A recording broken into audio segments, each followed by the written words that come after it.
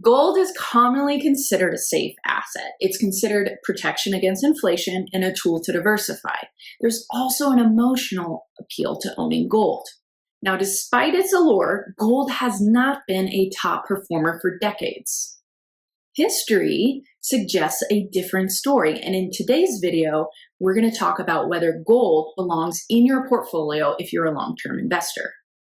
I'm Lena Armith, a financial planner at Sensible Portfolios, where we help real people live their ideal retirement following a simple and affordable approach to investing. Let's take a look at the performance of gold since 1920. Now, you'll notice in this graph, gold peaked in 1980 at $155 when adjusted for inflation. But since then, the performance of gold has really struggled. More than 40 years later, gold has yet to recover from its peak price in 1980. Essentially, this means gold, when adjusted for inflation, was worth more in 1980 than it is today in 2024. That's a problem. I question any investment that takes more than 40 years to recover from its all-time high.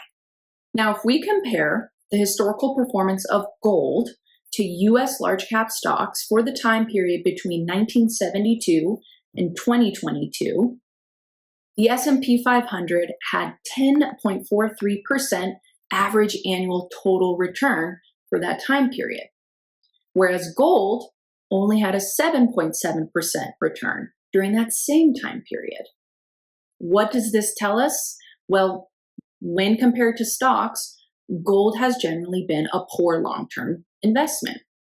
And stocks are going to be a better driver of growth, or that growth engine in your portfolio, not gold.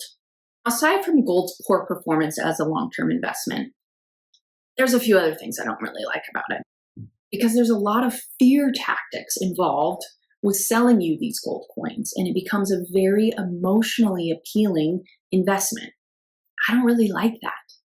You see all these advertisements on TV and radio, and they're making you feel like there's all these terrible things that are about to happen, and that the only solution is to buy gold coins or other precious metals. And what I say is, when fear is used to sell an investment, it's really a red flag. So let's say you buy the gold from the salesperson on TV. Now what? What are you going to do when you need to use it? Where are you going to store the gold? Is it going to be buried in your backyard? Are you going to go to the bank and exchange this for cash for your retirement income? These are really unanswered questions, and another reason why I don't really like this as an investment for you. Fear is being used as a tactic to get you to buy something.